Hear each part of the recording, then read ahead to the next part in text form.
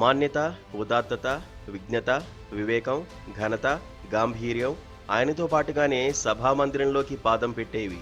తొలి ఉపరాష్ట్రపతి సర్వేపల్లి రాధాకృష్ణన్ సభా సారథ్యం గురించి ఆయన హయాంలో రాజ్యసభ సభ్యుడిగా ఉన్న ఈ దినపత్రిక సంస్థాపక సంపాదకుడు నార్ల వెంకటేశ్వరరావు రాసిన మాటలవి. మంగళవారం నాడు మన 15వ ఉపరాష్ట్రపతిగా ఎన్నికైన చంద్రాపురం పొన్నుస్వామి రాధాకృష్ణన్ తన కొత్త విధులను ఆ దార్శనిక పథనిర్దేశకుడి స్ఫూర్తితో నిర్వచించినప్పుడే తన బిడ్డ సార్థక నామధేయుడు కావాలన్న మాతృమూర్తి జానకి అమ్మాళ్లు మనోభీష్టాన్ని నెరవేర్చిన వారవుతారు. భారత రాజ్యాంగం ఆవిష్కరించిన ఉత్తమ పాత్ర ఉపరాష్ట్రపతి పదవి. మన అధికార వ్యవస్థలో రెండో అత్యున్నత పదవైన ఉపరాష్ట్రపతి భావనను అమెరికా రాజ్యాంగం నుంచి స్వీకరించినప్పటికీ మన పార్లమెంటరీ పాలనా వ్యవస్థ పరిధిలో ఒక విశిష్టతను సంతరించుకున్న రాజ్యాంగ బాధ్యత అది. ఉపరాష్ట్రపతి ప్రాథమిక విధి రాజ్యసభకు అధ్యక్షత వహించడం, దాని కార్యకలాపాలకు పక్షపాతరహితంగా మార్గనిర్దేశం చేయడం.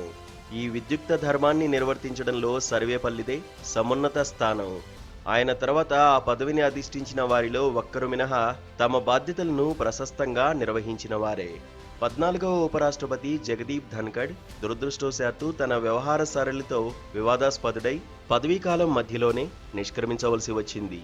ఆ రాజ్యాంగ పదవి మాన్యతను వివాదాల గ్రహణం నుంచి విడిపించి సమున్నతపరచవలసిన బృహత్తర బాధ్యత కొత్త ఉపరాష్ట్రపతిపై ఉన్నది.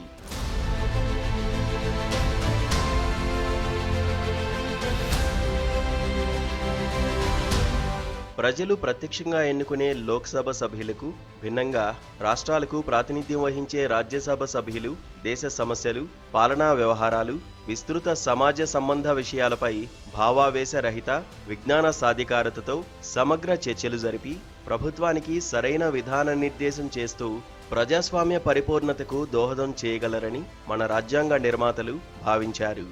ఈ కారణంగానే సాధారణ రాజకీయవేత్తలకు బదులుగా వివిధ రంగాలకు చెందిన నిష్ణాతులు సాధ్యమైనంత ఎక్కువ సంఖ్యలో ఎగువ సభలో ఉండాలని ఆశించారు.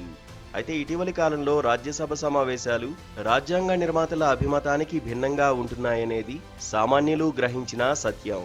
పార్లమెంటరీ చర్చలు ప్రభావదాయకంగా, ప్రయోజనకరంగా ఉండాలంటే సభాపతులు తమ విధులు నిష్పాక్షికంగా నిర్వర్తించడంతో పాటు సభా కార్యక్రమాల నిర్వహణలో పాటిస్తున్న నియమ నిబంధనల్లో మౌలిక మార్పులు తీసుకురావాల్సిన అవసరం ఉంది. ఇప్పుడు అనుసరిస్తున్న ఈ నియమ నిబంధనలు వలస పాలకుల కాలం నాటి నిబంధనావళి నవీకరణాలే. స్వాతంత్ర్యానికి పూర్వం చట్టసభలు పరిపాలకులకే అనుకూలంగా ఉండేవి. పాలనాపరమైన ఇబ్బందులు ఏర్పడకుండా పార్లమెంటరీ చర్చలను నియంత్రించడమే ఆ నియమ నిబంధనల లక్ష్యంగా ఉండేది. 7.5 దశాబ్దాల స్వాతంత్ర్యంలో మన చట్టసభలు అసంకల్పితంగా వలస పాలకుల లక్ష్య పరిపూర్తికి అనుకూలమైనవిగా మారిపోవడం మన పార్లమెంటరీ ప్రజాస్వామ్య దౌర్భాగ్యం. ఈ శోచనీయ పరిస్థితిని తొలగించి రాజ్యాంగ నిర్మాతలు ఆకాంక్షించిన విధంగా రాజ్యసభను వివేచనా నిలయంగా తీర్చిదిద్దాలి. ఇందుకు గౌరవనీయ సభ్యులతో సంప్రదింపులు, సమాలోచనలు జరిపి సభా కార్యక్రమాల పదవిని నిర్వహించిన హమీద్ అన్సారీ తన పదవీ విరమణ చివరి రోజున ఇలా అన్నారు. 7 దశాబ్దాల స్వాతంత్ర్యంలో ప్రజాస్వామ్యం బాగా వేళ్లూనుకున్నది.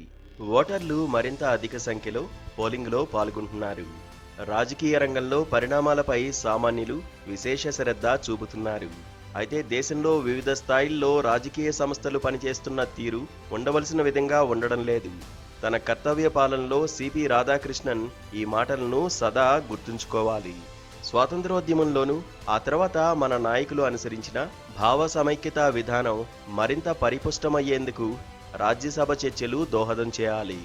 గాంధీజీ ప్రాధాన్యమిచ్చిన వికేంద్రీకరణ పద్ధతులు, పూలే అంబేద్కర్ల సామాజిక న్యాయ దార్శనికత, గ్రామీణ ఉపాధి కల్పనకు చేతి వృత్తులను అభివృద్ధిపరచాలని కమలాదేవి చటోపాధ్యాయ ఆలోచన, లౌకిక తత్వంలో నెహ్రూ అచంచల విశ్వాసం మొదలైన భావస్రవంతులు ప్రజా జీవితంలో మరింతగా అంతర్భాగమయ్యేందుకు కృషి చేసేలా పార్లమెంటరీ పెద్దలను కొత్త ఉపరాష్ట్రపతి పురిగొల్పాలి.